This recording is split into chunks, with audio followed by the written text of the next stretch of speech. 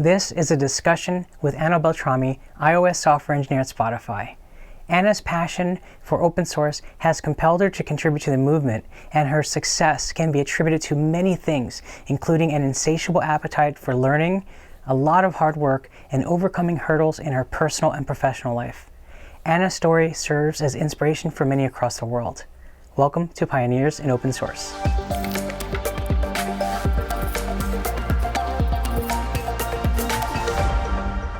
It feels like yesterday that we met for the first time at BasilCon, even though it's been some 3 to 4 months now. A lot of folks are getting to know you for the first time, so can you begin by explaining what do you do? Of course. First of all, thank you so much for having me here. I was so excited. There's nothing I love more than just talking, and people that know me know that well. So when you asked me to be on the podcast, I was like, yes, I'm gonna be talking. I love that. But jokes aside, my name is Anna Beltrami. I am from Italy originally, so if you hear a bit of an accent, although the origin of my accent has often been disputed, but it's a bit Italian, I feel, a little bit English. I think there's some Canadian in it, and I guess that's because I lived in these 3 countries. So yeah, I'm an Italian software engineer. I've been working as an iOS developer for the past almost 6 years, I think, between everything. Which for me feels like a lot. I know a lot of people have been developing for 20 years, but for me 6 years is a long time to love something so deeply as tech. And currently I'm working at Spotify as a mobile infrastructure engineer. So my day-to-day job, it has changed a bit from what I used to do up until about a few months ago, where I was doing a lot of feature work. Now instead of working on Xcode, on build systems, on kind of more behind the scenes things. And I love the metaphor that someone said once. They said that what we're doing is we're working on the sewers of the city, which doesn't sound super glam, but it's essential, because without the sewers, it's not going to be a very livable city. So I like the idea that what I'm doing now is something that is like very important, I guess, even though it's not as shiny and as easily what's the word that I was gonna say, as easily demoed, that's the word, as easily demoed as doing feature work, adding things to an iOS app, adding things to an Android app. So yeah, that's who I am and what I'm doing. Because I've just come back from Italy, where I've been for a few months, I was trying really hard not to say I love skiing, but because there's nothing else in my head at the moment, I love skiing as well, and I guess that's also part of who I am. I just love throwing myself down the mountain at 90 kilometers an hour, so if that helps provide context, then this is it. That definitely explains the energy that I felt in getting a chance to meet you on social media. I learned for the first time that yes, you are a speed junkie. That's, well, not the drug, the actual physical momentum thing. That's pretty awesome to learn about you today. So the world of software is just huge, and I'm wondering, what was the impetus for someone who I would argue is beginning her career in the world of software? Why did you get into this field?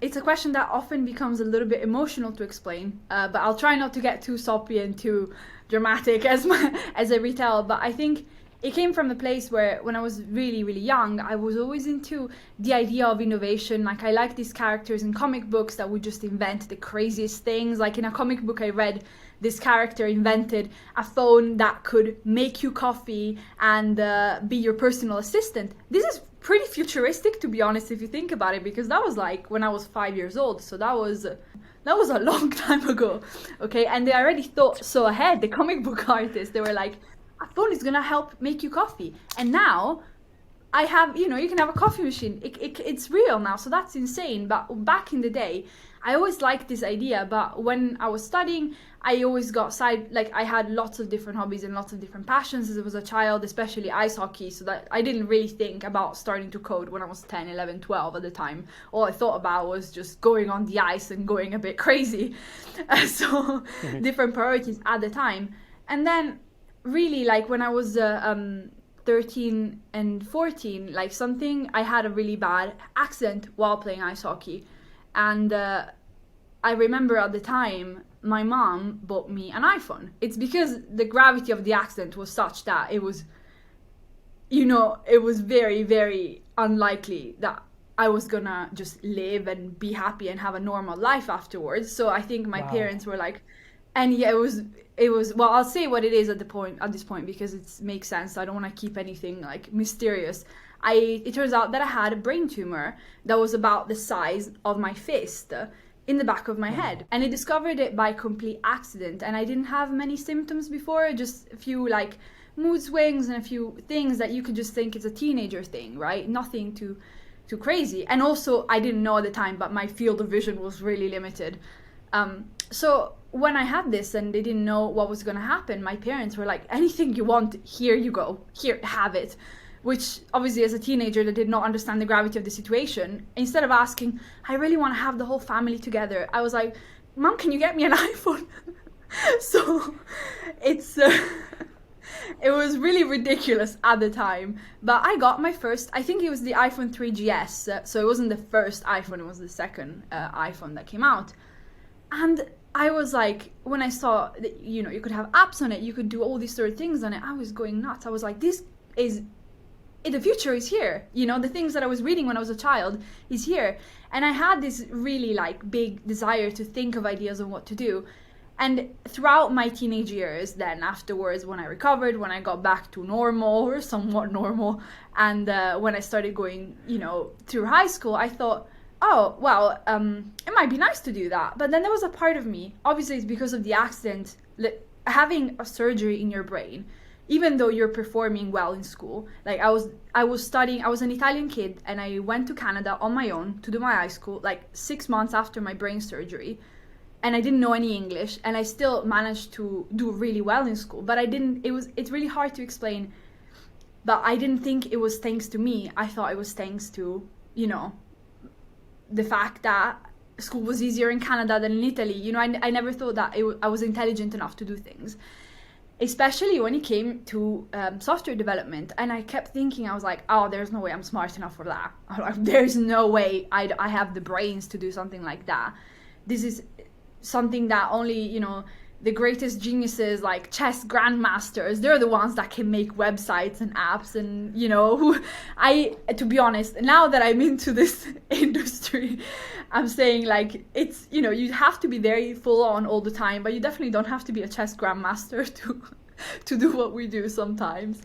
But at the time, I think it was such a deep insecurity that I don't even think it was an insecurity. It was just such a really deeply rooted belief that there was no way I could do it. There was no way I could do it, because how can someone that's got part of their brain missing, because now it turns out that there is like actually a part of my brain missing. So how can someone that doesn't have, a part of their brain go and make apps and go and work on these things that are shaping our future, that are driving the innovation? There's no way. There's just no way. So it turns out that at school I was really good in biology. By the way, I'm sorry if this story is taking a long time. I think it's helpful to just provide context. Yeah. So when I was in high school, I was really good at biology. I was really good at chemistry. I was really good at physics. Once again, I thought it was because of accident and because I had really good teachers. So I was like, oh, let's just get into biology, biomedical sciences. So I went to study in the UK. I left Canada at the time, went back to the UK, and started studying biomedical sciences. And even though it was kind of interesting, obviously the reasons that drove me to study it were not by passion, because the passion was still, two things: skiing, being crazy in ice sports and winter sports, and the technology. And, science was cool, but it wasn't really what was driving me and, keeping me interested. Like when I was studying in university, people were reading scientific papers in their spare time, and I'm like, I'm barely reading them for an exam. So when I finished my degree, it was a miracle that I finished my degree, all things considered. And there was a lot of very questionable accidents that happened to me in the lab, because once again, part of my brain missing. I am clumsy because of that. So there was a time where I set fire to a lab bench. That's a long story. It was really hard to do experiments. I hated, it was really, really bad. I hated the smell of the lab because it smells really bad. These just sounds like really superficial reasons, but when you're thinking about your career for the future forever, Right. you're thinking, I'm like, I don't want to work in a smelly lab my whole life. This is not this is not how you live, laugh, love. That's not my ideal of a career. So after my degree, I just spent some time thinking like, and now, this is Italian, by the way, for a question mark. This is a bit of Italian information. I was like, and now what do we do? What am I going to do with my life? And there was a master's degree that was served at my university, and it was about mobile application development, computer science conversion. And even though I didn't know anything, like the only coding, and I put this in, in air quotes, was when I had a Tumblr blog when I was a teenager and I changed some HTML. That was the extent that I knew. And I was like, do you know what? I have no idea what I'm going to do with my life. My degree that I thought was going to go well didn't go well. So maybe this instead that I think is not going to go well will go well. So I applied to this master's, and by miracle they accepted me. And then I remember I had my first Java class, and you're not going to hear many people that say this, by the way.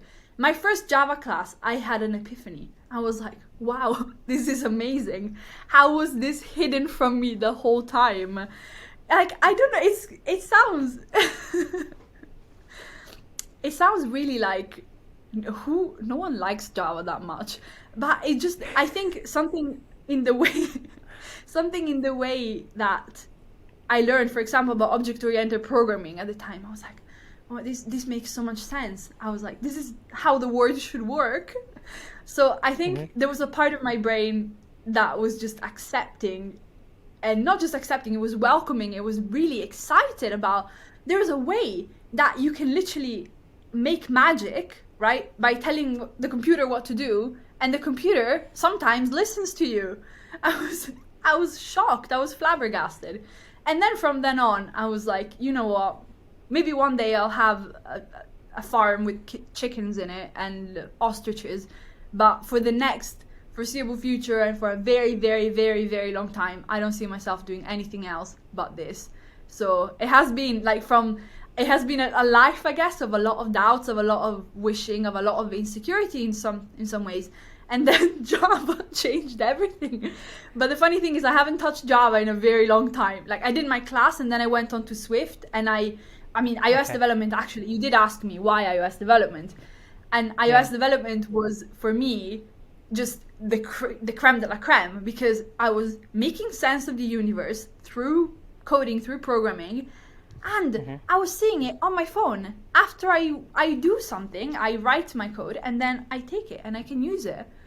That was just exhilarating, and it still is now. Like, when I think about it, it's crazy that, I could do that. So since then, I'm like, yeah, this is my life. This is gonna be my life. And I'm really, I know I sound a bit maybe over enthusiastic about it, but there's no way that I can still make sense of it, how I managed to find something that just so well fits with who I am and what I like to do as this. And I can't believe that I hid it from myself for so long by being doubtful, by thinking that, I had to be some type of mega genius to do it. So yeah, that's it. We share so many things, it's uncanny. I'll start by saying, at least you have an excuse for being clumsy, not to make light of the medical situation that you went through, and thankfully you persevered. I say it because I have an entire brain, and I'm so clumsy, I tell my kids, and it happens, I fall up the stairs. That's horrible. That's really, yeah, it is, I think, quite an awesome story to hear that you found your passion, connecting it in, let's call it 6-ish years ago, maybe 8, 10 when you started to learn Java, and so you ignited a passion that you essentially discovered when you were a child reading comic books. And so, the time between you were a child and the moment you experienced your word, which is a very common word, the magic of working with this extremely complicated technology, is a pretty awesome story. And I really appreciate you sharing that, because what I keep hearing from you is passion, not over enthusiasm. And it is that passion, I believe, that drives the best technologists to do great things, not the fact that they are just so smart. The world is riddled with tons of people who are absolute geniuses, but may not have the passion to do what we do every day. Mm-hmm. And I feel like it's what you reminded me, I guess, is like the fact that there's an inner child inside each one of us, and when there's this inner child that is driving what you're doing every day, that's like the purest, the most excited, the happiest form of you. So when your actions and what you do day to day is driven by, that little girl or that little boy, then that's how, right, I guess the world is changing for the better. That's how I like to think of it, at least. And that's why I always try and check with myself. I'm like, how aligned, I don't like this word a lot, alignment, because it sounds very corporate, but how close, I guess, right, my actions are to what, my inner child would like to be. And I feel like it is a pity that there's a lot of geniuses that don't have the passion, but maybe they also have a very different passion. They're just extremely talented and they haven't found what their inner child, I guess, wants them to do. Right. So I guess it's all a balance, I guess. You need some people that are very excited, very passionate, and you need some people that know exactly what to do and when to do. But that's not to say that the excited people and the passionate people don't know what's going on and are not technical and are not smart themselves. But I feel like we have, in the tech industry at least, the mix could be even more diverse, I guess, right? New ingredients added to this great soup of tech and innovation that we have. But that could be a really long chat about that and about how to do that. So, yeah, I completely agree. This world of passion and technology, I would argue that you and I and people like us are very fortunate to have found our love and passion for this medium at a very relatively young age. For me, it was 14. I was failing 10th grade. I was exploring being a kid, doing things that 10th graders arguably shouldn't be doing. And long story short, there was a gentleman who invested in me. He gave me my very first computer. And that ignited two passions in me, which first was the world of technology. So I got a chance to learn DOS. And one of my very first actions was to learn what the format command was. And I formatted the C drive. And so I brought the computer back the next day and I said, Joe, I formatted the C drive. And he just straight up looked at me and said, now why would you go do that? I was like, I didn't know what it did. And so he says, lesson learned. And so his way of teaching me was by having me do. So he says, okay, he pulls out the 3 DOS 6.0 disks and says, okay, now you're going to learn to reinstall DOS. And so he walked me through the process. And that became a framework for me to teach others.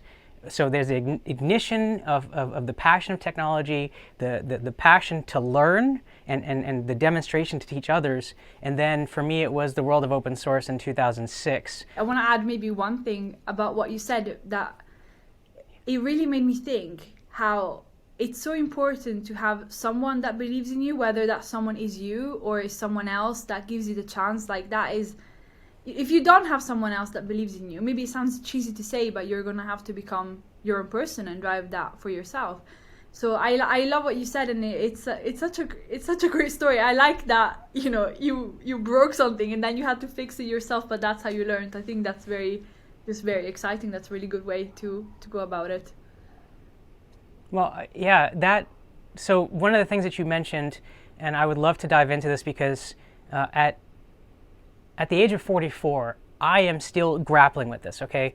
My own career, by many measures, could be construed as a success. From being the author, so I'll say I have 0 formal college education, Okay, so never went to university. My passion for technology has driven me to learn programming, and the desire to learn how things work has driven my own desire to learn compiled languages from abstract languages where I started. I started with like Perl and Bash and worked my way to things like JavaScript. Eventually I learned a little bit of Java. I learned then Objective-C, C++, and all the way down to like 6502 assembly, which I'm kind of learning, because to me the magic of computers is to fully understand the high level of how all this stuff works, so that when you're working in the world of abstract, you can get a full appreciation of the amount of engineering that has gone into providing the environments for us to work.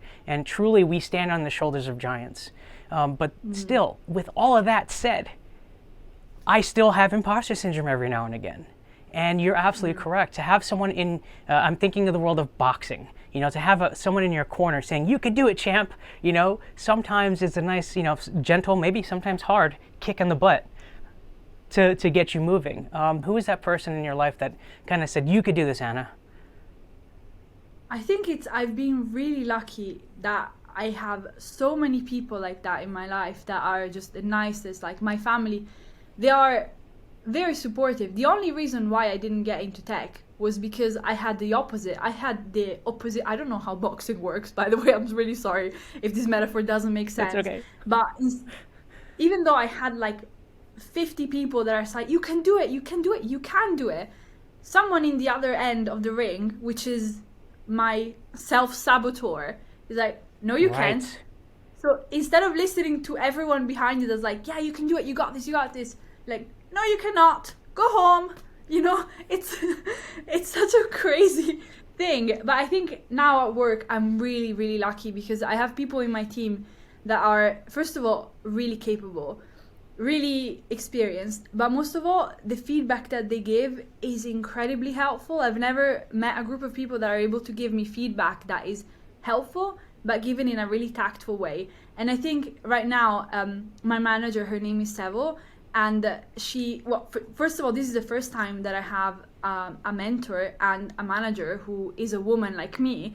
So she is able to tell me things like no one else can tell me, because for example, if a manager that I've had before maybe tells me like, Anna, you're a strong woman, you can do this, I would be like, okay. But when she tells me, it hits me deep. So I think that's also another thing that maybe I wanted to talk about later on as much, but let's mention it now, which is the importance of role models and of mentors that are like you, and the way that sometimes maybe, and I don't know if you feel the same, but sometimes I feel like I have a responsibility to other women in tech, to other girls like me, to kind of be a good example, which is, it's a heavy burden to carry sometimes, but it's important, because without the role models and without people that are showing you the way and showing that you can do it, it's hard to get to it, Yeah, it's one of the things that you talked about earlier is the idea that there are people who you put on a pedestal.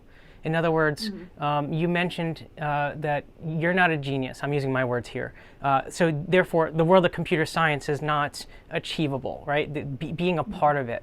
I too felt that way for a very long time. And I had this one fantastic mentor whose name is Mike Schwartz. This gentleman is one of the smartest men I have ever known. And I had the pleasure and privilege to work with him for a number of years throughout the history of my career at Modus Create. And some of the things he's taught me have been absolutely profound and foundational to my understanding of the low-level basics of computer science. And I recall one thing that he said to me that just, of the many things, because I could remember chats with him circa 2015 where he was talking about the compiler toolchain. What is linking, for example? What are data types? Stuff that I just didn't have experience in because I was living in the world of the wild, wild west of JavaScript where there are no data types, or just a few. But he said to me as I was working through my very first extremely challenging multi-threaded problem, which was the game that we were working on crashed, and we had a thread for the audio, which was synthesizing music and sound effects, and then we had a thread for the display. So now I have 3 concurrent programs in which when the computer gets to a breakpoint, we don't know where the problem is.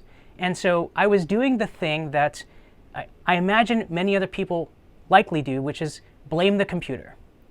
And he said, dude, the computer only does what you tell it. So clearly, you're telling it to do the wrong things. And I took a giant step back and I was like, I know this. Why? I'm so caught in the fog of what the F that I am stuck in it's the computer's problem, the computer's fault. And it's not. It's Jay's problem, Jay's fault. But without that person in my corner, I would not have been able to, overcome those bugs. This is it. This is where I think the definition of success that I've learned over the past few years is partially the hard work, because you've heard people say, well, your success is your own doing and you pull yourself up by your bootstraps. But the world is filled with tons of people who work extremely hard but don't seem to get any traction with what they're doing. And so the other variable that often people forget about is timing and or luck. And I call this the entropy portion of the universe. When I was 14, had I not been in California, had I not had issues with my mom that forced me to move with my dad to San Diego, and had I not met Joe when I was 14, that would never have sparked, I don't think, my own interest in computers. Same thing with had I not seen the world of open source in 2006, I would never have met Mike Schwartz. I would never have met my business partner. It would never have led to books. Do you feel like some of that plays into your own career? I feel like massively. It's one of those things that it's just I used to think the same, when I was younger, and I guess when I was struggling in my own right, that you have to bootstrap yourself up. It's just about you. It's about how hard you work. But there is a lot of luck. I think for me, my biggest luck, which sounds maybe a bit counterintuitive, but to me, the biggest luck is all the bad things that happen to me. I feel like every time something shakes up my life, I end up in a better place afterwards, which sounds a bit crazy. Like, for example, if I didn't have my brain tumor when I was 14, I wouldn't have gone to Canada, because that was part of it, right? After I had my brain tumor, I was like, Mom, Dad, like, I need to get out of here. I cannot live in Italy anymore. I cannot live in this town. I need to just get something out of my brain. And they sent me to Canada. And if I didn't have that problem, there's no way my parents would have let a 14-year-old just go to Canada on her own. There's no way. So it was a blessing in disguise. And then the people that I met, I think the biggest luck that I've had in my career is in my first job. My first ever job was a startup of around like 8 to 10 people, and we were working in the space of probation, like probationers and prisoners. So we were working in, what is it called? Digital justice, that's the word. And because I found this job, once again, by luck, like a lot of the time when you're finding a job, when you're applying, especially as a graduate with no practical experience, they get so many graduate applications. For some reason, they hired me even though I didn't know much. The way that I learned so much from these people in such a short time, and not just about that, about how the impact that software has, that isn't just code that you write, that is things that may stay for many years, that are things that people use. Like, that's when I really learned a lot about user experience, because when we went visiting certain prisons, we realized that some of these people that are going to use our apps have been in prison for 10 years. They're not going to know.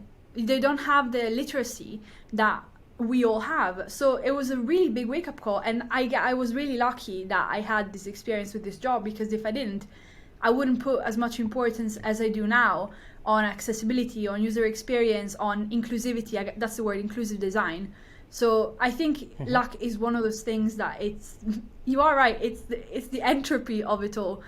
And I have been very lucky in this type of aspects. But it's also true, I guess, that you have to be, and this is my personal philosophy, I don't know how much it's agreeable with, but to me, I think sometimes you have to make your own luck in a way, And the way that I define it Yeah. is you have to be very receptive to the things that happen to you, but also make sure that you don't just let things happen to you, that you make things happen for yourself.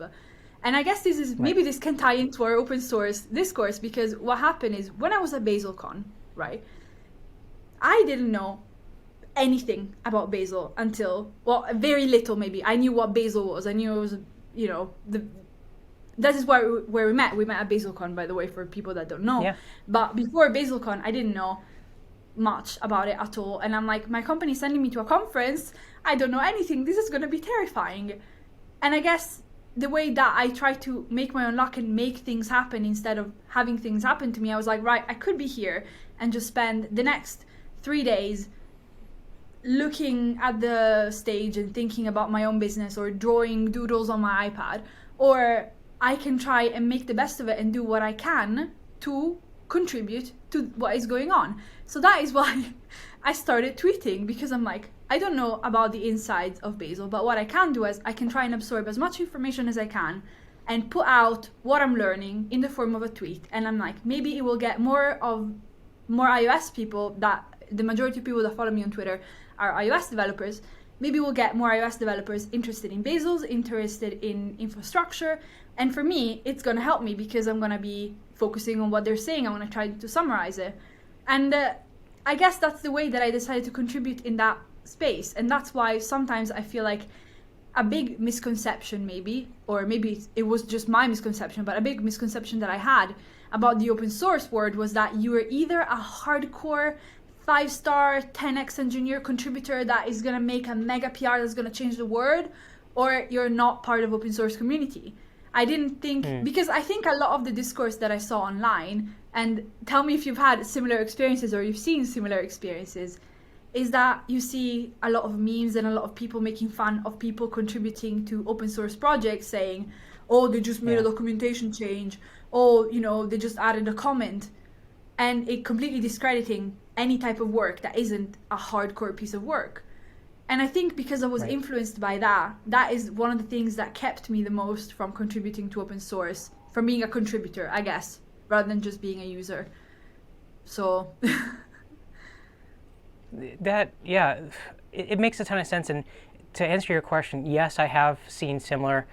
I would argue I have been guilty of doing that.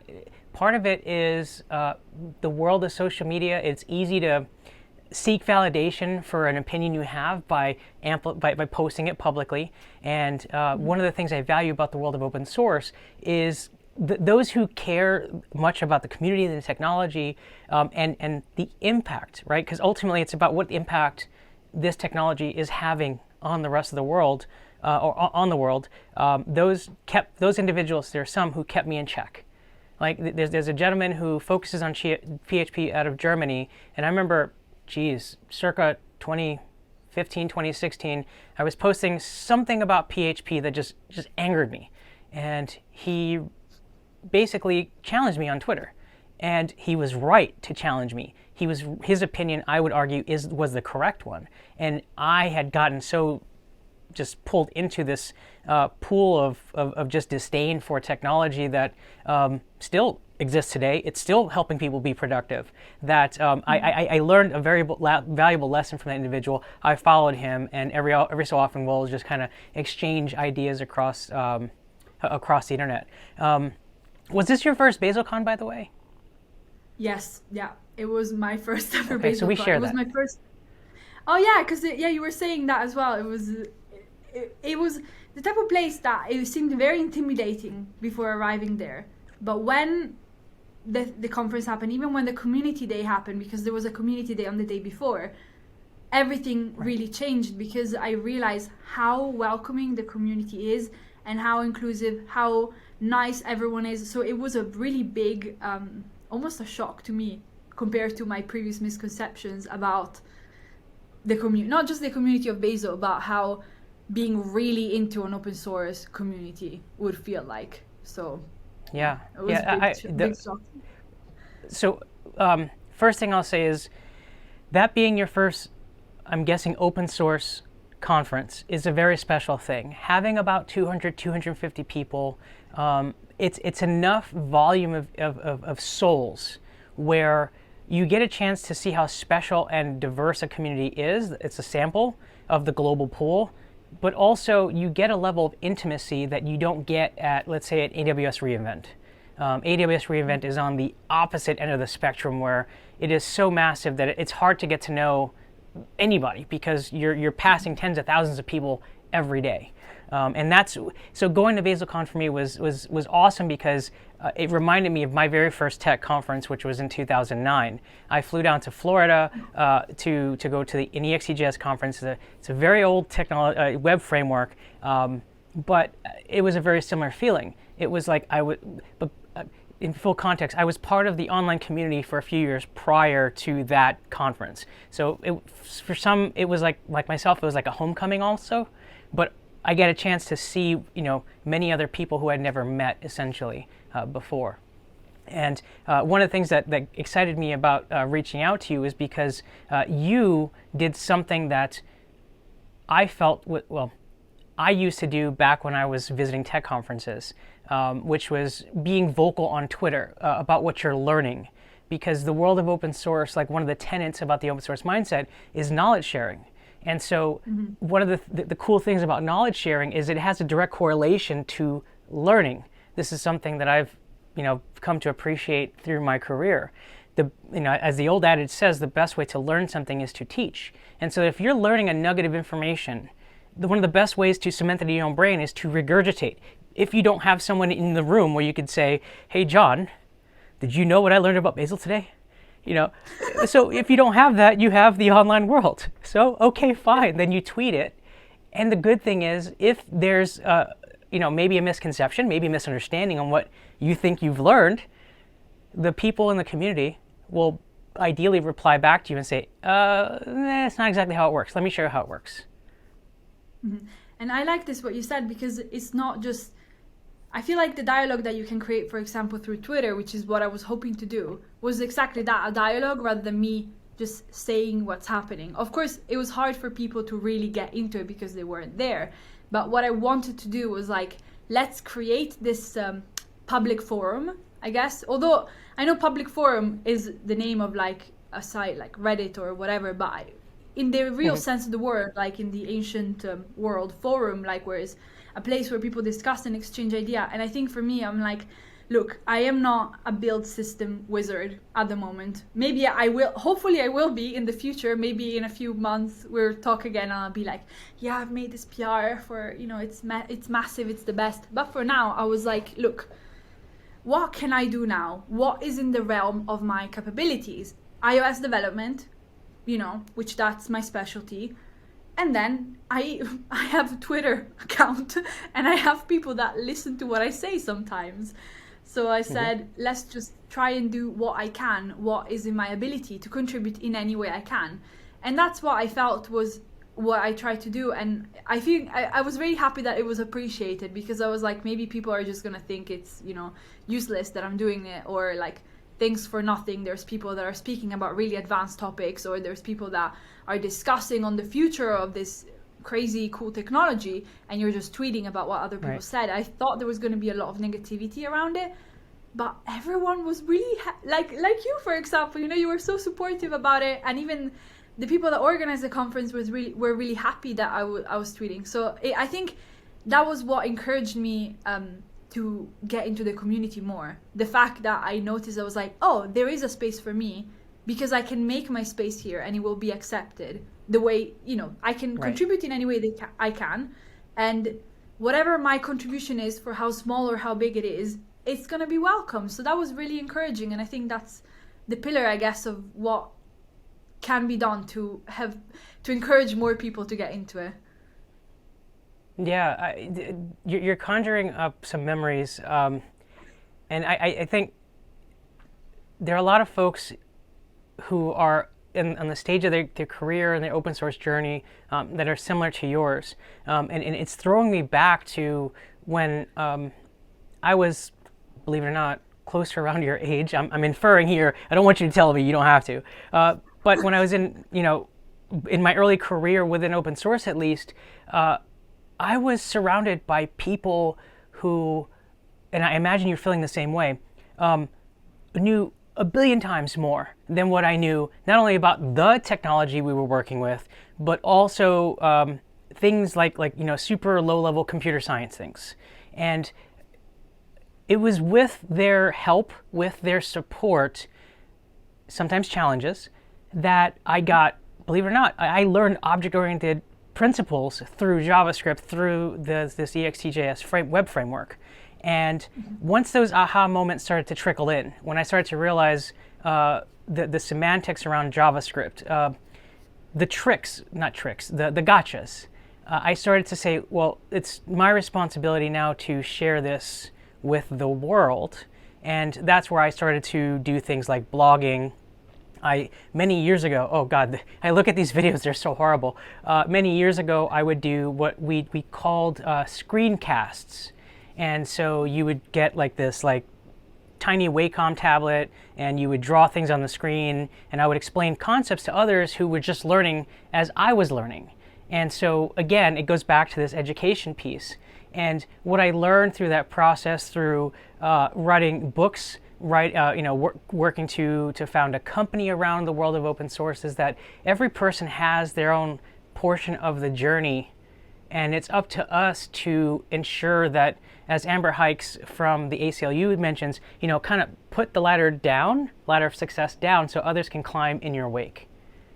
Definitely. I like this a lot because I think it kind of shares the responsibility of creating the environment, not just on someone trying to make their way into it, but people that are already in it, people that are already in the community, to be welcoming. What you have to do, you have to enable people to learn this way, to teach this way, and to contribute in any way they can. I think it's how a community survives. And I have kind of a really random metaphor, but I think it could be interesting. So I spoke to my sister's friend, and he's studying a very obscure PhD at Oxford University on a form of Japanese theater that I really try to remember and I cannot remember. But what happened with this community of Japanese theater? It has been around for hundreds, maybe thousands of years, right? And it's not very popular. And how did it survive for so long? It survived because it has a culture where you learn from a teacher, you dedicate your time to learning, and then after you're done learning, it is tradition that you start teaching yourself. So this type of, passing the baton, I guess, it's what has kept this tradition and this traditional theater happening for years and years and years. And when he explained it to me, because that's his dissertation, I was just asking him questions about how this community survived. It really made me think, I'm like, oh, this is just like, the tech community, but most importantly, the open source community. There is that's how I perceive it, by the way. I'm not speaking for the entire open source community at all, but how I perceive it is there is a feeling that what you use, you're meant to give back in some way or another. What you learn, you're meant to teach to someone else. So I really like this philosophy, and I think if it persists, that's what's going to help keep the community, the industry going for many, many years. So yeah. No, I agree, and I think it is like people like us on the screen today, and our viewers who are passionate about the open source movement itself. Part of me, I talked about entropy earlier. I'm not a religious person, but I do believe in things like karma. And when it came to my own career, there was something about the self-gratification of writing a blog post, doing a screencast, or answering a ton of forum posts that helped me grow as a professional. And it essentially is like, okay, if I'm moving forward, then my thing was like, okay, let me help pull people along forward with me. And that became very much like a karma type of thing, where I was able to build a name for myself. I mean, today I heard a colleague mention, and he's completely right, in the world of JavaScript, I'm essentially a has-been, and that's fine. I don't take this negatively. In other words, I made my mark on the folks who I worked with at the time, and it was a great opportunity to build a name for myself and learn a lot of things and help people along the way. But that ultimately is the most important bit. That, like if I were to be asked what's one of my definitions of success is, it is to make a profound impact on people's lives, help them. And the world of open source has been that venue, tying back all the way to, again, when I was 14. I can essentially give back to the world the energy that this guy Joe from San Diego had given to me. And I find it so damn profoundly gratifying when people have that aha moment. What you said is just 100% spot on how I feel and how I hope my career will continue in the future. Like, I've received a lot of help. I've been so lucky with the impact that other people have had on me, with the people that I met there, the kindness that I've received, and I'm just hoping that as I continue, I can give that to other people. And this is why I was talking earlier about that feeling of responsibility that I have for other women in tech, but women in open source and women in software development. I feel like, I don't want to let them down, so it's all part of that, because I've had so many positive role models that have led the way for me. I feel like I have to give back in the same way that I received. What you're saying resonates an absolute ton with me. First, that feeling of responsibility. So what I'm hearing you say is that you've worked yourself up to a point of privilege, and you feel compelled to leverage that privilege in a way that empowers other people to earn a level of privilege. To be fully transparent, I share that sense of responsibility on so many fronts. First, I grew up extremely poor. I know what it's like to live in an environment that is infested with cockroaches, where if you have clean dishes, you literally have to clean them again before you use them. We lived on government assistance. It was an extremely violent environment in the New York City area in the 1980s.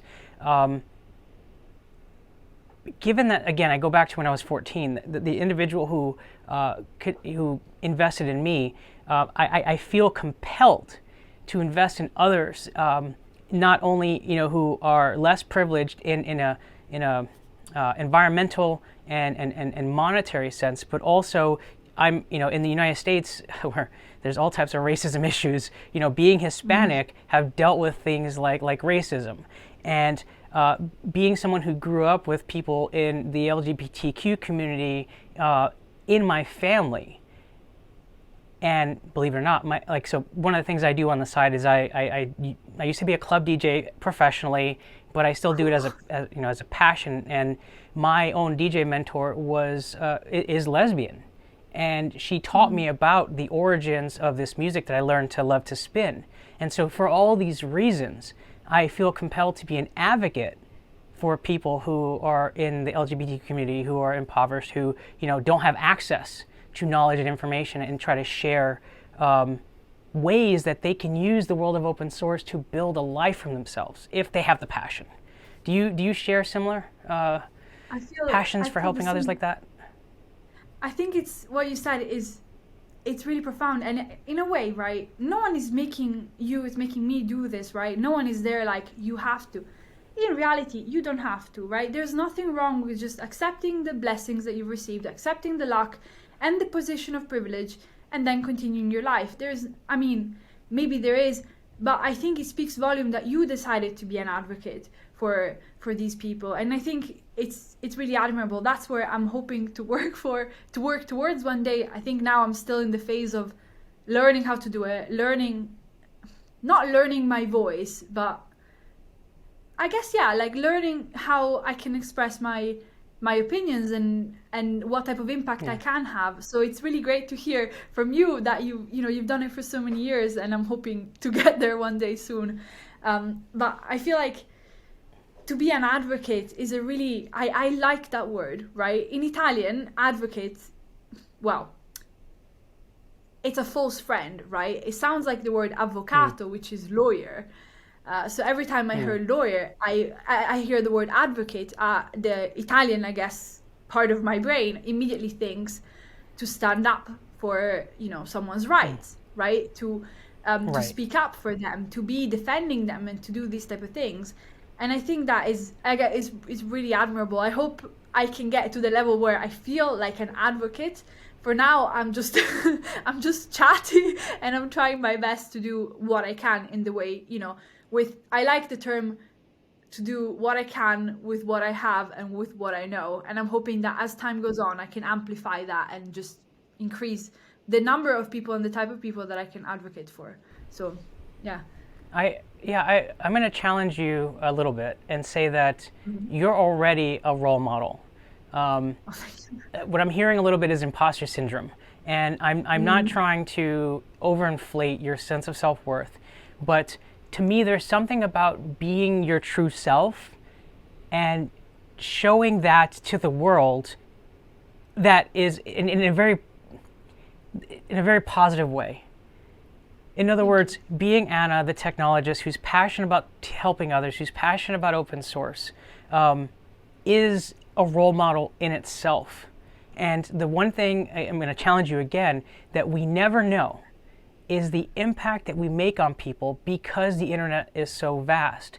When I published my very first book, I had 4 to 5 years working in an open source community, the EXTJS open source community, and I had a chance to speak at one of their conferences, and I had tons of people reach out to me who I've never met from around the world who wanted to thank me for helping them, and I had no idea that I was helping them.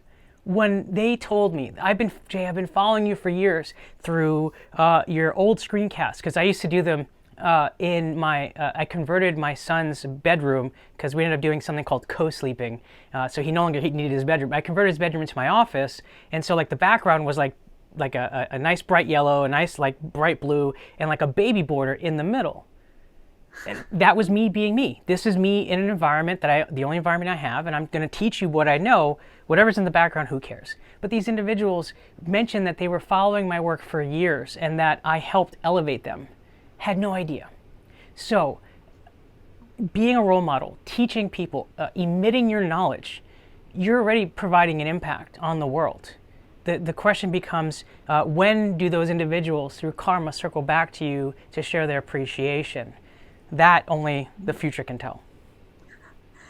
Thank you for saying this. I think for me, the topic of imposter syndrome I can talk about for ages, because obviously it's very clear that I have it, and it's such a common thing in our industry. I think part of it, and maybe I don't want to get too deep, but maybe that when you come from a tough situation that you've survived, right?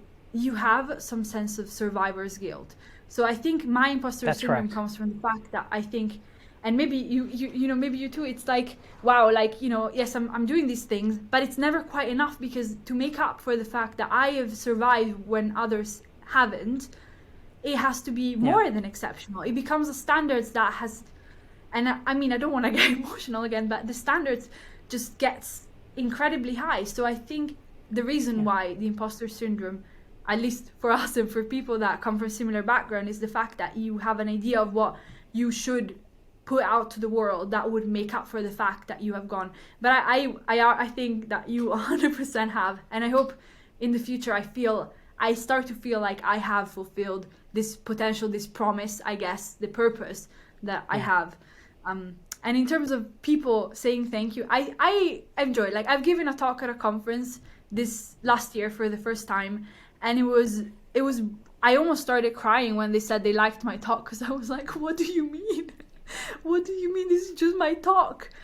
But it definitely means so much to hear thank you. But I think I don't do it, and you don't, we don't do it to receive the thank you. But when you do receive it, it's like, wow, that felt so nice. So I would say, if anyone who's listening here, if you want to make someone's day, thank them for something, because it's very easy to just to consume things, I guess, and to especially open source libraries. I've been a very heavy user of open source library. Just use them. In the past, I think my philosophy towards open source software has changed so much in the past few years. At the beginning, I was just using them free software, nice, I don't have to do that, someone's done that for me. I was very much like that. And then I realized, I was like, it sounds very naive to think that now, but at one point someone I was speaking to was like, yeah, I work in this, it's so hard, like I'm always maintaining. And I was like, oh my god, I have taken advantage of a resource, of someone's work for a very long time, and I feel like I didn't give anything back to the community. And so that's why, like, then as I went on, I'm like, right, I'm not just someone who loves making apps and loves making her life easier by using libraries. I have the skills to contribute, and maybe not all the skills to contribute to Bazel, for example, now, but I have the skills to contribute to different things. So let's get this going. My philosophy changed in the past few years, how I think it's okay to think at the beginning that, like, people make open source software, make things for people to use, right? But it's also maybe helpful to give what you've taken in any way that you can. I think it's what helps create the community and what helps sustain the community for years to come. So you're touching on a very salient point. My discussion with Christian Heilmann of Microsoft, he's been an open source contributor for a few decades now, and he calls us out right away. Open source free open source software is not truly free. It's free from the consumption perspective, maybe. I'm going to challenge that, put that on the side, because there's lots of things we could discuss around that part. But it's definitely not free from the most valuable commodity that we have as people, which is time. And sharing gratitude with those maintainers, with the open source creators, is definitely one level of giving that positive energy back. And contributing to open source has a pretty vast array of like activities that helps a community of any size survive and thrive.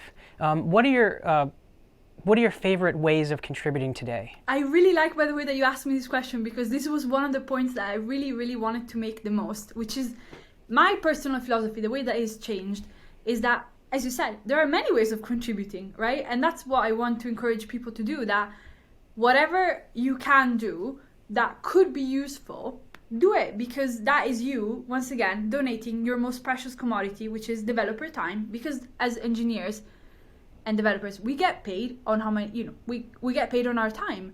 So if you donate your time for something, that's you contributing. I think there's many ways. I think I want to give some ideas for people that maybe are on the fence or need some creative ways. I think obviously helping in a repo, like, if you have to fix issues, even if you want to fix the documentation or add comments, that's still contributing, because if you don't do it, someone else is going to have to spend their time doing it. If it needs to be done and you can do it, why don't you give it a go? But this we can talk about more about what is stopping people from contributing, because I have a lot of experience in that, but that's for later. Other ways that are, I think, less obvious is just be a vocal part of the community. Like what you said earlier about how you discussed things on the internet and then people challenged you and then you created a discussion. Even though that doesn't sound like it, let's say someone has a problem with a specific technology, searches it on their search engine and then finds your discussion, and they're like, oh wow, that makes sense. That has helped them, in a way, to form their opinion. It's part of creating education, like being instruments of dialogue and of discourse on the internet is part of, I think, in my opinion, once again, I'm sure people will have different opinion on this, but for me, that is part of contributing. Sharing, talking about things, like one thing I think I like to do whenever I see someone posting their open source libraries on Twitter, instant retweet. If you have even a small, I don't have like a huge platform. I have some people that follow me, but I know they're very active. So I'm like, hey, check this out, spread the word, and if that's what you can do, do it. Another thing that I am getting more into now, what I really enjoy, is writing, but writing not the way that you are, I guess, expected to write, but write with your own voice. And I know this sounds very, very specific, but like I get distracted easily when I read a blog post that is very serious, very you know what I mean, just like that. But instead, the way I write in a very jokey way, I basically write the same way that I speak. So it may sound serious, but I've read from some people that it helps them because it makes them feel more engaged with what they're doing.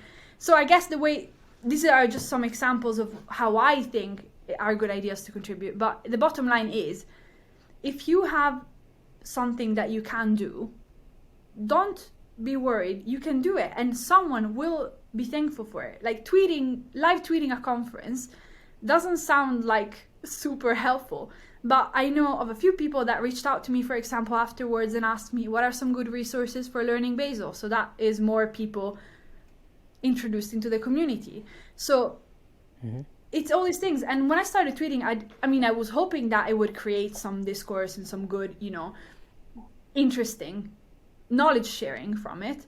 But I didn't think that people would actually read the tweets. So it's one of those things that it's all about what you can do and what are the things that, I guess, your skill set, that isn't just like a language or a series of languages and a series of technologies. Is also, for example, someone who's a really great teacher.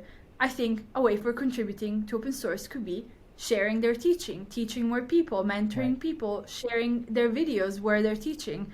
And and I think this industry in particular, it's very good at that.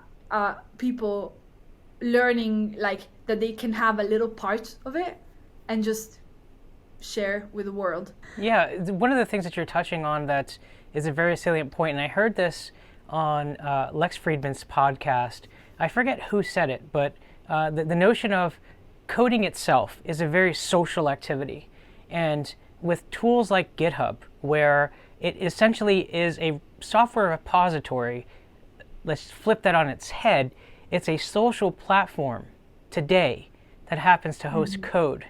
This enables communities to thrive, and with the rise of tools like Discord, where you can have real-time chat, social media, this is where these communities can share ideas faster and one could argue cheaper. So today you don't have to host a website and have a web forum and install and all those costs, time, money, and whatnot. You could do it all pretty much on the web using some of these services for free.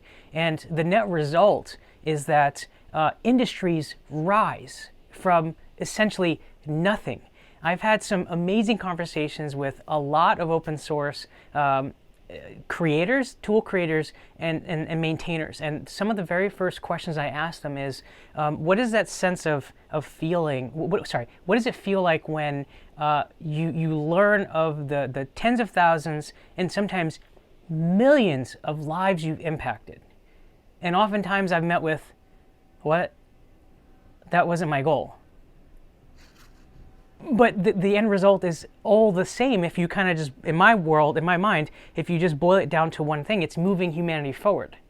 And so this is where I'm passionate about the open source movement. I'm passionate about helping people. How do you work to maintain that passion around helping and contributing to open source? I think what you said is you've touched on, I guess, exactly why I like open source, because it's the main driver of innovation, is the main driver of human advancement. The fact that everyone is contributing in any way they can towards the common goal of making each other's lives easier. Because maybe it's a very reductive to say this, I guess, to make everyone's life easier, but I think a lot of the time is everyone is working together towards something. So I think the unity of it is part of what is driving the innovation forward.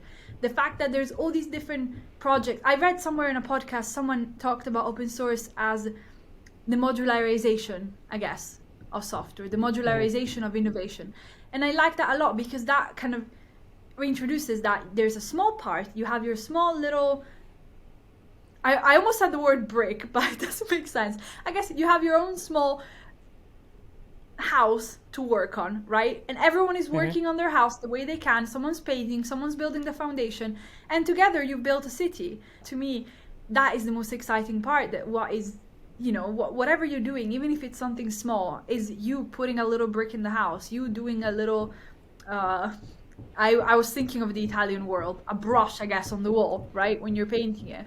So I like the feeling of everyone working together towards something, towards building, building. You know how there's superhero movies or any type of movies where even like the oceans, heist movies, right? There's a group of people, everyone has their specialty and is contributing together towards robbing the Bellagio, right?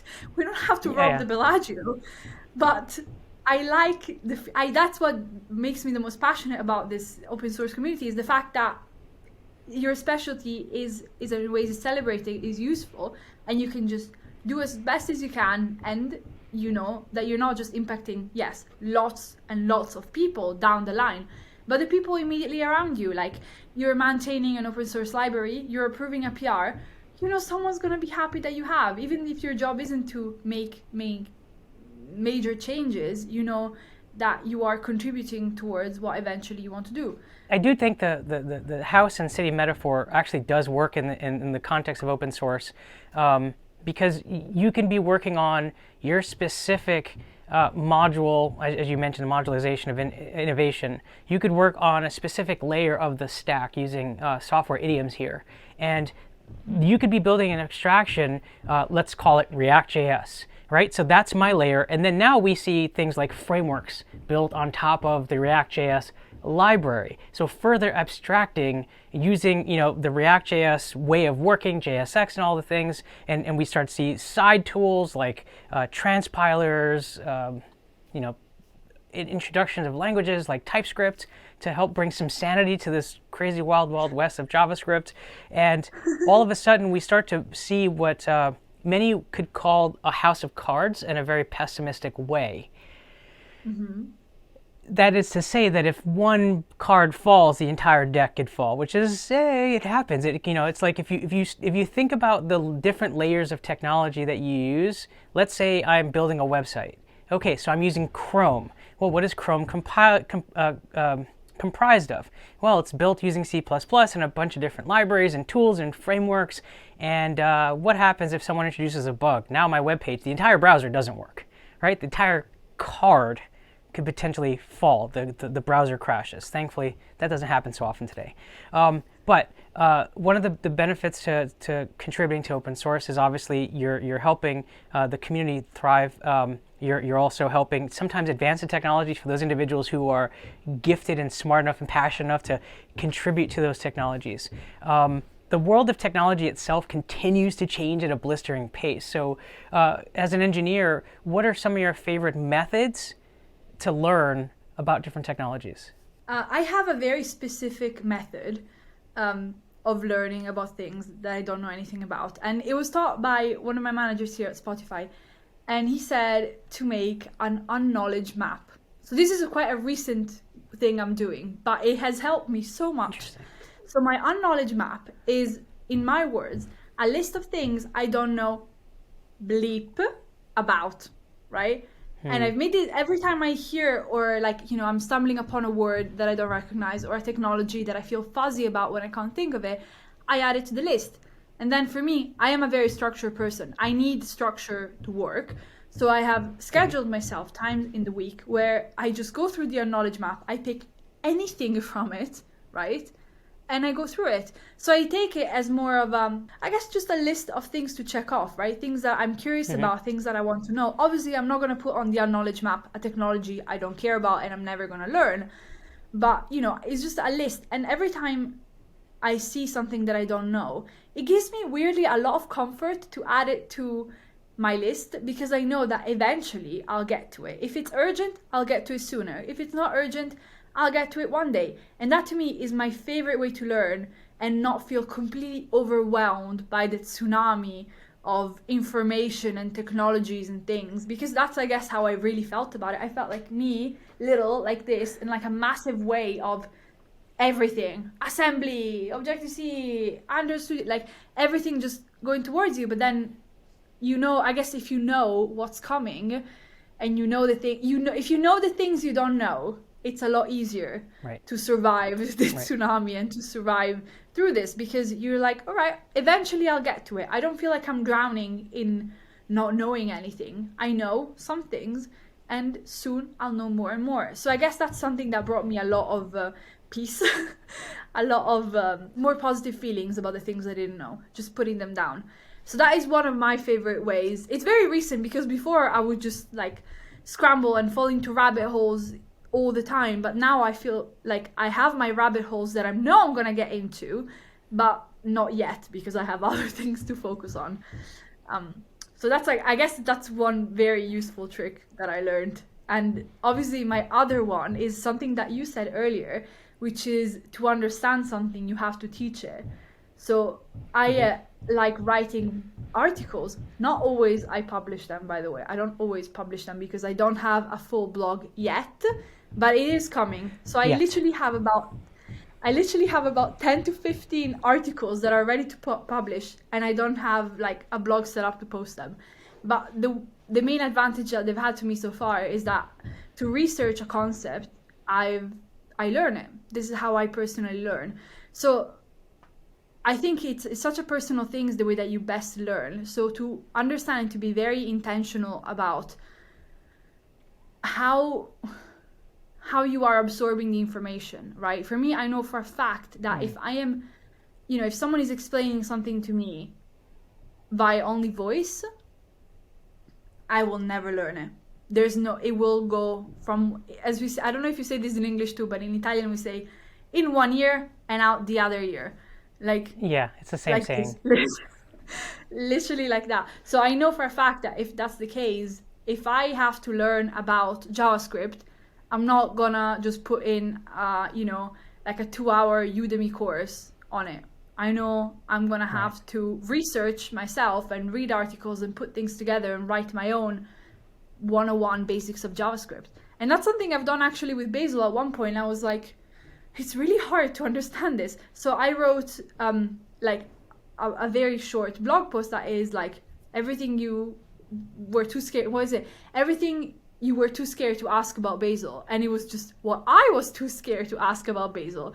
And once again, I haven't published it yet, but as soon as I get my stuff together and I find the best way to have a blog, I guess. That's always the hardest thing, right, about blogs, like setting it up. So once I do that,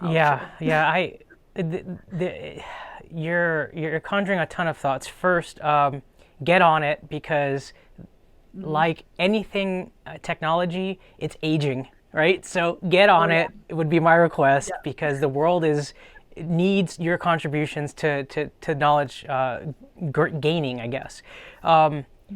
You mentioned the unknowledge map. I really like that idea of structuring what your goals are to learn. One of my favorite ways to learn is to dive down as deep as possible in a technology. One of my favorite deep dives was React Native. Circa 2015, I got an opportunity to dive into the point where I understood where they were compiling the JavaScript, where they were connecting JavaScript to Objective-C. They called it the Objective-C to JavaScript bridge, and I worked on a utility or an application that demonstrated the weakness of the pattern they were leveraging relative to something like PhoneGap, where PhoneGap had an Objective-C to JavaScript bridge, but in many ways it was more robust. So I accidentally learned I could flood the bridge with events, in essence, and cripple the React Native application. And I said, okay, this is great. I now understand how all of my all the touch events and whatnot, and stuff coming in from an audio thread play into the overall architecture of React Native. The second one was understanding how Flutter works under the hood. So, it's like, how does this thing draw stuff on screen so fast? Oh, it has this tool called Skia. What is Skia? Oh, it's a C++ drawing utility. Where did it come from? Where is it used? What's the history? And I would take that and put it on a shelf, and I start to say, oh, okay, well, we're using a technology called Dart. What is Dart? It's compiled. Is it multi-threaded? Is it single-threaded? Oh, great, it's single-threaded. Oh, wait a minute, it works just like V8. It has an event loop, a runtime, very similar environment. Oh, snap, that's great. Can I talk to C++? Oh, yeah, there's something called an FFI, a foreign function interface. And I built a music player for the terminal that drew waveform in real time and showed the note data from a very archaic C++ library. And everything I've learned, I've used that method of like ADHD, something rabbit hole, deep dive. And now over time, I have this mass knowledge of like, I can understand how the architecture is. I feel like this is how I used to learn as well, and how sometimes I prefer, and in the concepts that I need, like if for work, if I need to learn something, that is the best way to do it, to kind of like dive deep, look under the hood, get driven by your own curiosity, by your own questions. Like I really, really enjoy that. I think that's really good. The way that I felt like the knowledge map worked for me is because I was aware of all the different rabbit holes that I had to get into, and it was giving me tremendous pressure and tremendous anxiety to know, oh my gosh, like I need to learn all these different things and I need to dive deep into all these things. I'm gonna forget to do that. I'm not gonna have it under control. So I think for me it helped because it was a list of things, and it brought order into my life, and it brought scheduling into it.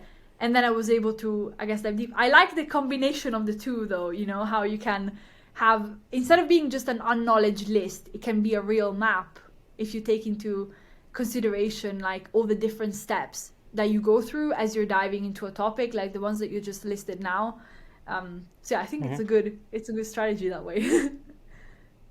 I appreciate it. One of the things we were talking about earlier was inclusion in the world of open source and technology. As you and I are both aware, women in tech is a huge problem. Not from the perspective of women being in tech, from the perspective of not enough women in tech.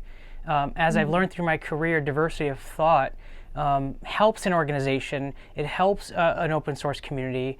What have been some of the challenges that you've experienced in your career being a woman in technology? So something that you said, it's really interesting because I have changed my opinion on it. I also thought that the biggest problem was not enough women and girls getting into tech and diverse people getting into tech. But I think there's a part of me that in the past few years, I've had some bad experiences before coming to Spotify in different companies. And I realized, I was like, okay, if we want to get more people into tech, more diverse people into tech, we need to treat the diverse people into tech better than we are now in order to encourage them. Because, for example, in the group of women in tech, how are we going to get women and girls interested into technology if they know that is an extremely tough environment, that there is, misogyny, and they will encounter sexism, and they will encounter all these things in it, right? So I felt like that was a little click that I made earlier, that I said the best thing, this is my opinion, because once again, this is a topic that is so delicate, but what I want to do, I guess now, from my point of privilege, I want to help make the environment better for women. So then, I guess, the appearance of it being an extremely closed-off environment, a really toxic place, a place where women struggle, it's not there anymore. And people are like, why not? I can do it. So I think that's the little switch that I've done in the past few years thinking, because yes, I have had some bad experiences in the past, and I think I'm lucky in a way because I've had more good experiences than bad experiences. But there was definitely a point where I thought, being a woman in tech really isn't that bad. And literally a month after I started thinking that, I started getting like in a really, really bad environment that I was like, this cannot be. And I used to play ice hockey with boys my whole teenage years.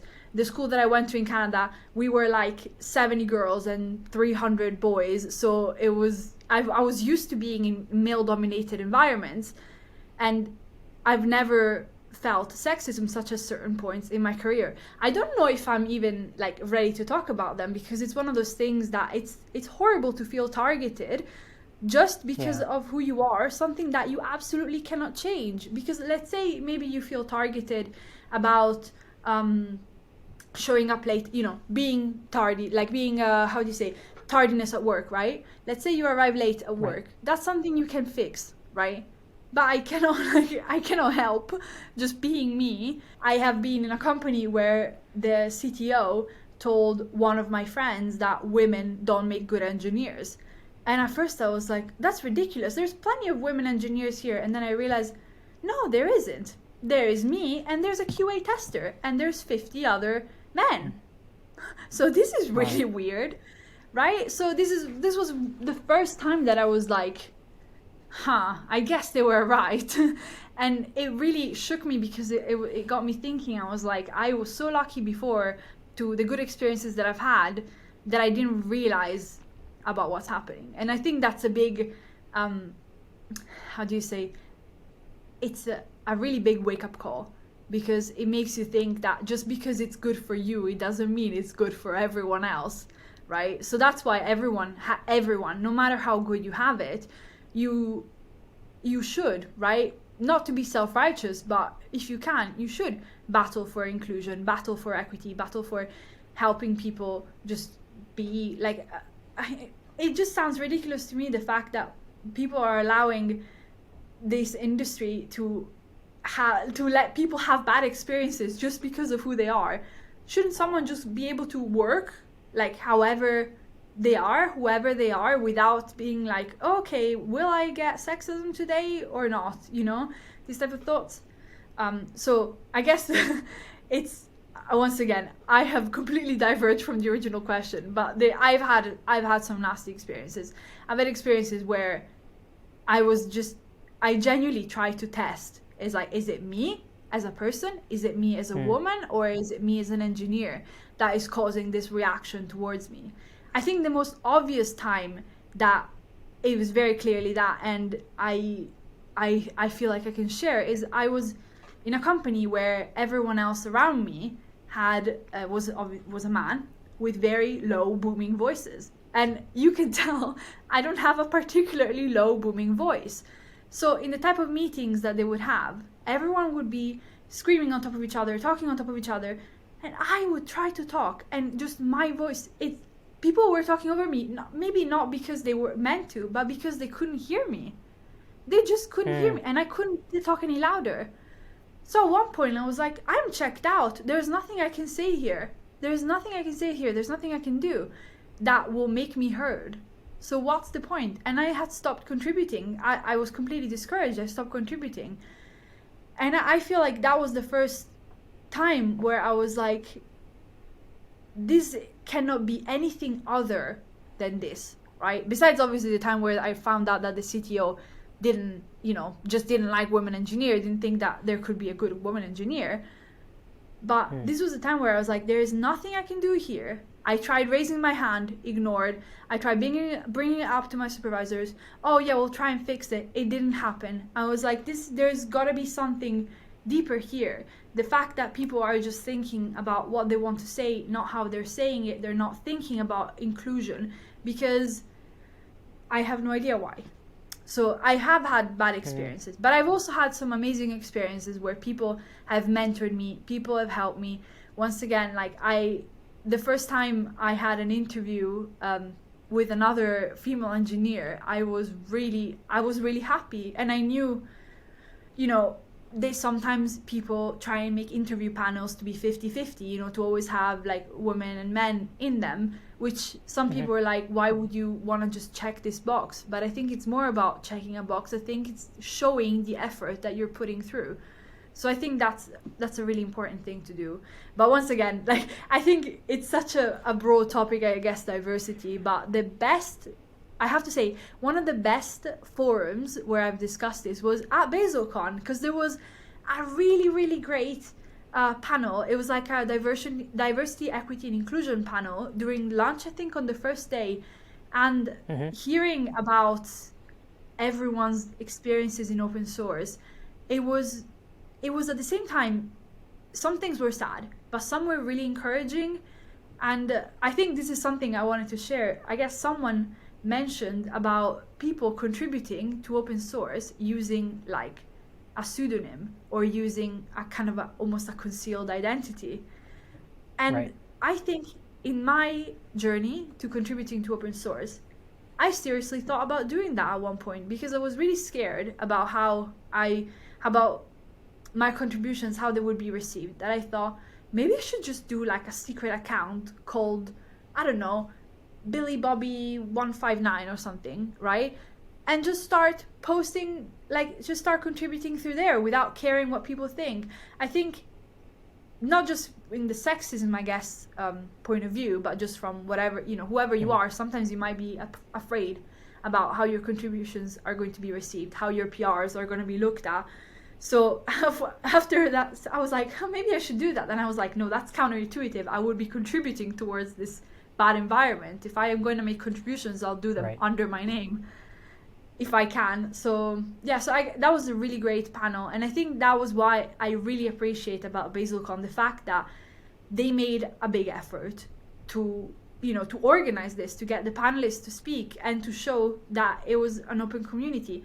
If they didn't do that, I would have still felt really welcome there, but I wouldn't have felt as welcomed, right? As, I guess, included as if they didn't do this lunch.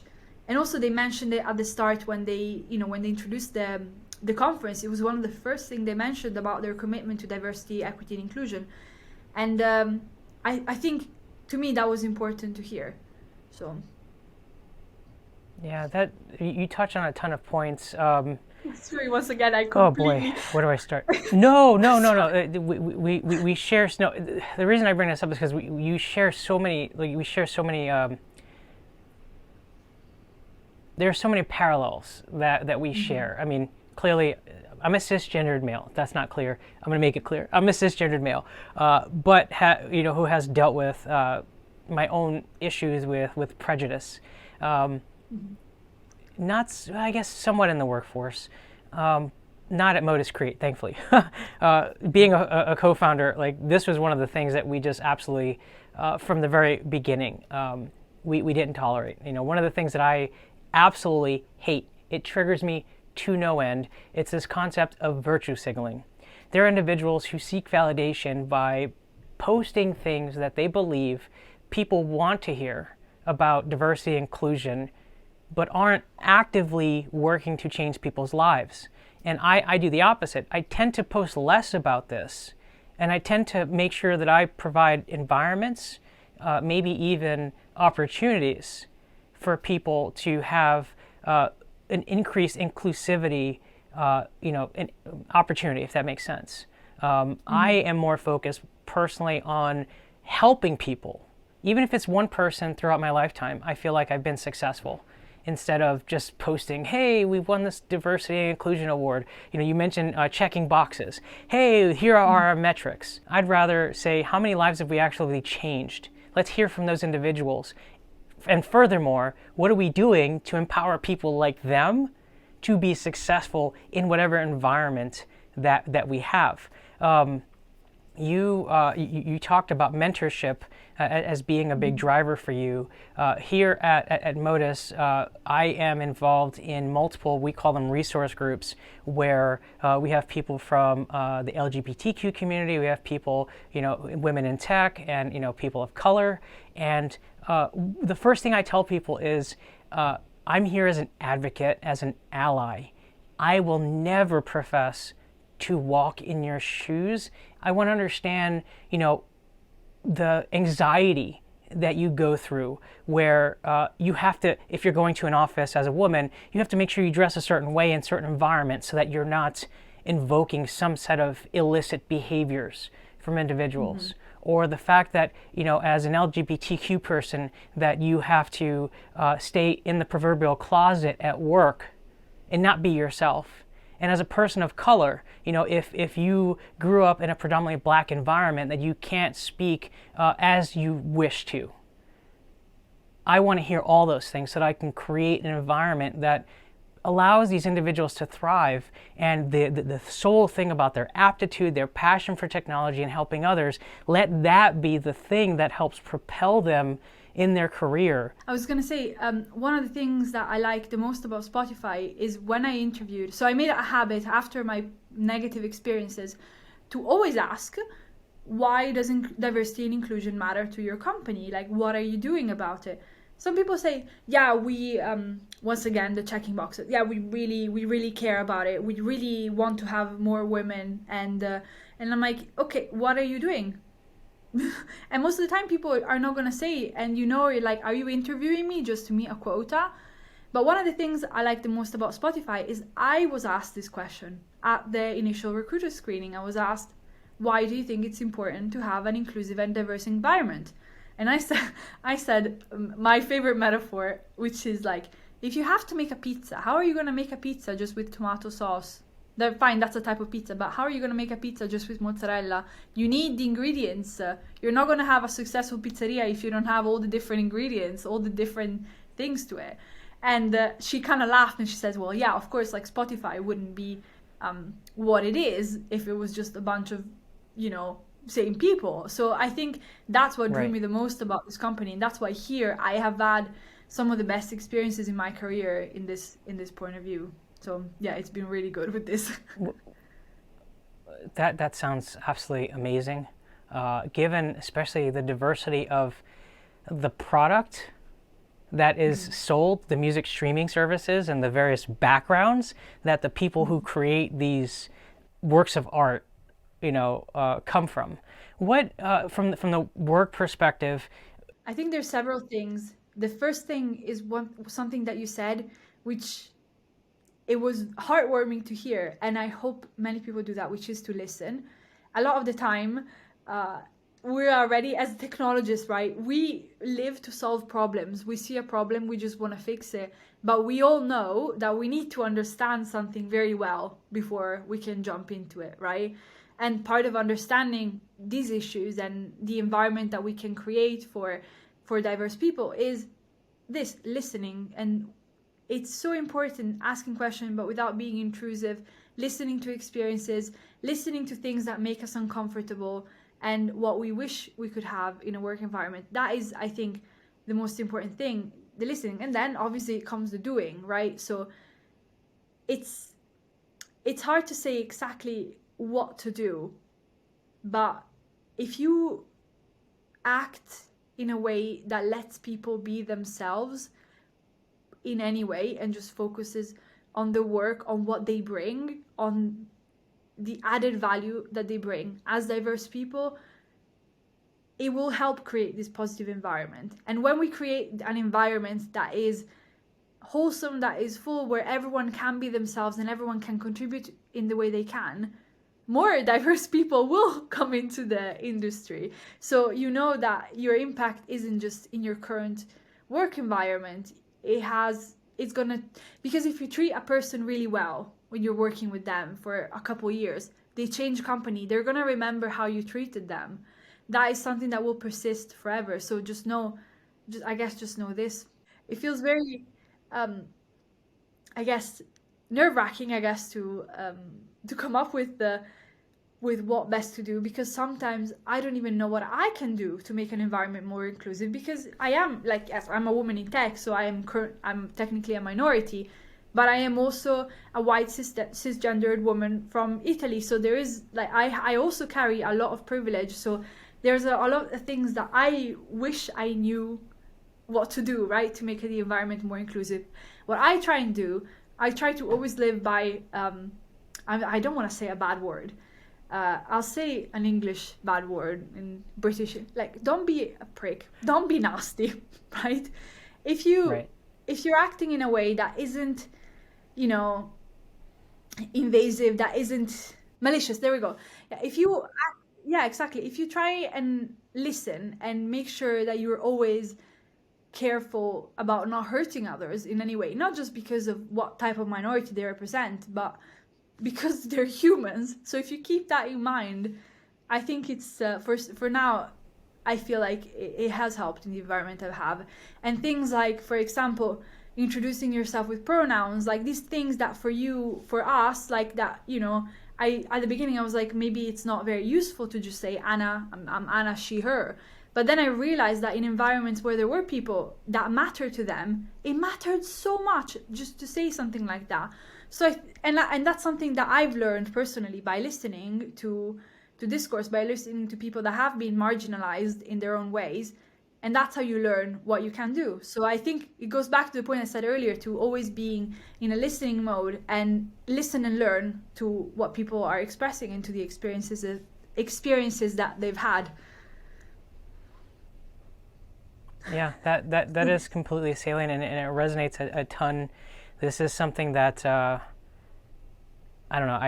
It's not only a passion of mine, but it plays into the world of open source and the world, the movement itself. Because the truth is, as you mentioned, the taxonomy of the world of open source, the creator, the maintainer, the community contributor, the documenter, the QA person, the issue poster, and sometimes the poster, because there are people who are just, anyway. I believe the largest pool of individuals is the consumer. And we know that open source is literally everywhere, from your car to your phone to your computer to your IoT device to maybe even a wearable, and even in places that many people don't even think, like DJ equipment, and open, in outer space even. So I just want to say thank you for the courage that you demonstrated in having a great conversation around the world of open source, but not just that, but the idea of diversity and inclusion, so that we can better environments for people to follow in our wake. I wanted to thank you so much once again for having me here, for listening, because as I said, it's so important, and I feel like when I spoke to you, I felt very listened to, so thank you for that. And yeah, for helping making this environment a better environment for everyone. And eventually I do think that if the environment becomes more welcoming and inclusive for everyone, regardless of type of diversity, type of minority group that you feel like you belong to, if the environment is inclusive, more people are encouraged to participate, innovation goes forward, everybody wins. So it is so important from all points of view. So yeah, I thank you for giving me a space to share my experiences, to share my story, and to share my voice. So thank you so much. My absolute pleasure, Anna. I'm going to go ahead and post your Twitter handle in the show notes below, and additional places for people to learn about you. Until next time, Anna, you take care. You too.